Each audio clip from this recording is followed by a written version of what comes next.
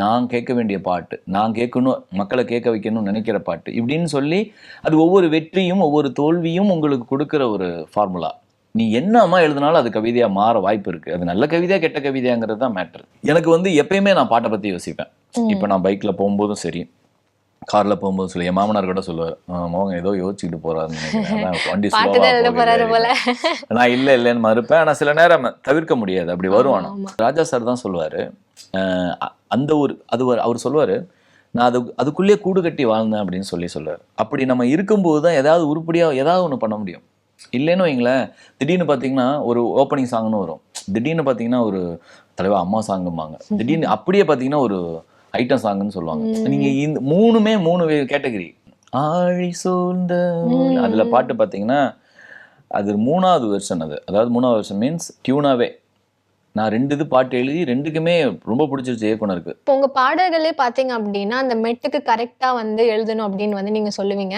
So அந்த ஒரு இமோஷன்ஸா இருக்கட்டும், அந்த ஒரு ஐடியாவா இருக்கட்டும், அந்த ஒரு சிச்சுவேஷனா இருக்கட்டும், அதை புரிஞ்சு எழுதுறது வந்து, அதுவும் அந்த மியூசிக்கு தகுந்த மாதிரி மேட்சிங்கான வேர்ட்ஸ் போட்டு எழுதுறதெல்லாம் வந்து எனக்கு தெரிஞ்ச ஒரு கஷ்டமான விஷயமா தான் இருக்கும்னு நினைக்கிறேன். ஸோ அந்த ஒரு விஷயத்தை வந்து நீங்க எப்படி வந்து ஃப்ளாலெஸ்ஸா பண்றீங்க? அதான் எல்லாமே ஒரு ஃபார்முலா. அந்த ஃபார்முலா தெரியற வரைக்கும் தான் கஷ்டம். அது எந்த ஃபார்முலா சொல்லுங்க. அதுதான் அது எப்படி சொல்றது? இப்ப நீங்க a+b² அந்த மாதிரி ஃபார்முலா இல்ல. இது ஒரு நீங்களாவே ஒண்ணு கட்டமைக்கும். உங்க மைண்டு, உங்களுடைய அனுபவம், உங்களுடைய அந்த அவமானம், உங்களுடைய வெற்றி எல்லாமே சேர்ந்து ஒரு கலவையா ஒரு ஃபார்முலா நீங்க உருவாக்கி வச்சுக்குவீங்க. என் பாட்டு இப்படிதான் இருக்கணும், நான் கேட்க வேண்டிய பாட்டு, நான் கேட்கணும், மக்களை கேட்க வைக்கணும்னு நினைக்கிற பாட்டு இப்படின்னு சொல்லி அது ஒவ்வொரு வெற்றியும் ஒவ்வொரு தோல்வியும் உங்களுக்கு கொடுக்குற ஒரு ஃபார்முலா. அது அந்த ஃபார்முலா எப்படி சொல்றதுன்னு தெரியலையே. இப்ப ஒண்ணும் இல்லை, நீங்க இசையை கூட கற்றுக் கொடுத்துடலாம், புரியுதுங்களா? ஆனா கவிதை எழுதுறதை கற்றுக் கொடுக்கவே முடியாது. அது ஒரு ஃபீல். நீ என்னமா எழுதினாலும் அது கவிதையா மாற வாய்ப்பு இருக்கு. அது நல்ல கவிதையா கெட்ட கவிதையாங்கிறது தான் மேட்டர், புரியுதுங்களா?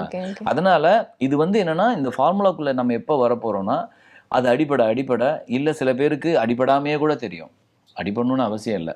இப்ப வடிவங்கள் மாறுது, எல்லாம் ரேப்பு இந்த மாதிரி விஷயங்கள்லாம் போகுது. அதுவும் ஒரு வடிவம் தான். அதுவும் இப்ப பால் டப்பா, அசல் கோளாறுலாம் பண்றாங்களே, இது ஒரு வடிவம் தான். இது வந்து அது ஃபாரின்ல அப்பல இருந்து இருக்கு. இப்ப கொஞ்சம் கொஞ்சமா பெருசா டெவலப் ஆயிட்டு இருக்கு. ஹிப்ஹாப் ஆதி, அறிவு இவங்க மூலியமா நிறைய இது வருது. அருண் ராஜா, காமராஜ். சோ அந்த ஒரு ஜான்ரா வந்து டாமினேட் பண்ணிடும்னு நினைக்கிறீங்களா சார் நீங்க? டாமினேட் பண்ணாதுங்க. எப்பயுமே புதுசு பாத்தீங்கன்னா செமையா இருக்குல்ல அப்படின்னு தோணும். ஆனா அது வந்து நம்மளோட வியக்க வச்சுட்டு, இப்போ ஒண்ணும் இல்லை, முதல்ல ஃபோன் வந்து பாத்தீங்கன்னா ஃபோனை பார்க்குதும் வா ஃபோன் வச்சிருக்காண்டா அப்படின்னு இப்போ ஒரு தெருவில் ஒருத்தர் தான் வச்சிருப்பாங்க. அவர் பைக்ல போகும்போது எல்லாரும் எட்டி பார்ப்போம், ஏதான் ஃபோனாண்டி அப்படி பேசுவாங்க. காலமும் இருக்கு இல்லையா? இப்போ அப்படி பார்க்குறோமா? அது மாதிரி ஒரு புது விஷயம் வரும்போது ஸ்டன் ஆகி அப்படின்னு பார்ப்பாங்க. ஏங்க டிவியவே வந்து நம்ம எப்படி பார்த்தோம், இப்போ டிவிக்கு பதிலாக ஃபோனை பார்க்குறோமா இல்லையா? டிவி எப்பயாவது தான் நம்ம அந்த மாதிரி மாறுதா இல்லையா? ஸோ அது மாதிரி இதுவும் மாறும். Okay sir. ஸோ நீங்கள் எழுதும் போது பார்த்தீங்க அப்படின்னா கண்டிப்பாக வந்து ஒரு எழுத்தாளருக்கும் சரி ஒரு லிரிசிஸ்ட்டுக்கும் சரி அந்த கண்டென்ட் எழுதும் போது ரைட்டர்ஸ் பிளாக் அப்படின்னு ஒன்று வரும் இல்லையா? ஆமாம். ஸோ இப்போ வந்து நானே ஒரு கண்டென்ட் போடுறேன்னா கூட இவ்வளோதான் என்னால் ஐடியாஸ் ஜென்ரேட் பண்ண முடியும், அதுக்கப்புறமேல என்ன பண்ணுறது அந்த பிளாக் ஒன்று வந்துடும். ஸோ அந்த ரைட்டர்ஸ் பிளாக் வந்து நீங்கள் எப்படி ஹேண்டில் பண்ணுறீங்க? அது நான் அடிக்கடி சொல்லுவேன், எனக்கு வருஷத்தில் ஒரு 1 வீக் வந்துடும். அது எப்போ வரும்னு தான் தெரியாது. வருஷத்தில் 1 வீக்கோ 2 வீக்ஸோ வரும். அது மாற்றி மாற்றி வரும். அந்த டைமில் எனக்கு என்ன பண்ணுறதுன்னே தெரியாது. ஆனா அதுக்கு அந்த இது வரைக்கும் நான் ரொம்ப ஃப்ளோவா இருப்பேன். அதே மாதிரி எங்க ஊருக்கு போயிட்டு வந்தா ஒரு 2 நாள் திணறுவேன் அந்த அந்த இதுக்குள்ள போறதுக்கு, அந்த மூடுக்குள்ள போறதுக்கு. அதுக்கப்புறம் கொஞ்சம் கஷ்டமா இருக்காது எனக்கு. வந்து எப்பயுமே நான் பாட்டை பத்தி யோசிப்பேன். இப்ப நான் பைக்ல போகும்போதும் சரி, கார்ல போகும்போது சொல்லி என் மாமனார் கூட சொல்லுவார், மோகன் ஏதோ யோசிச்சுட்டு போறாருன்னு நினைக்கிறேன், வண்டி ஸ்லோவா. நான் இல்லைன்னு மறுப்பேன். ஆனா சில நேரம் தவிர்க்க முடியாது, அப்படி வரும். ஆனா அது பழக்கப்படுத்திக்கிட்டேன் நான். ஏன்னா நம்ம வந்து அதுக்குள்ளே இருக்கும்போது ராஜா சார் தான் சொல்லுவாரு, அந்த ஒரு அவர் சொல்லுவாரு, நான் அதுக்குள்ளேயே கூடு கட்டி வாழ்ந்தேன் அப்படின்னு சொல்லுவார். அப்படி நம்ம இருக்கும்போது தான் ஏதாவது உருப்படியா ஏதாவது ஒன்று பண்ண முடியும்.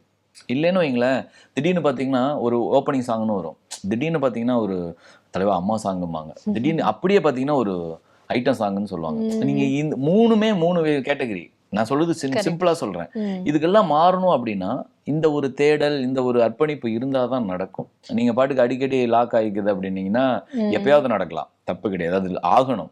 நான் கூட அந்த டைம்ல பாத்தீங்கன்னா அவ்வளவுதானா, இனிமேல் வரமாட்டேன், நம்ம எழுத மாட்டோம் அப்படிமோ.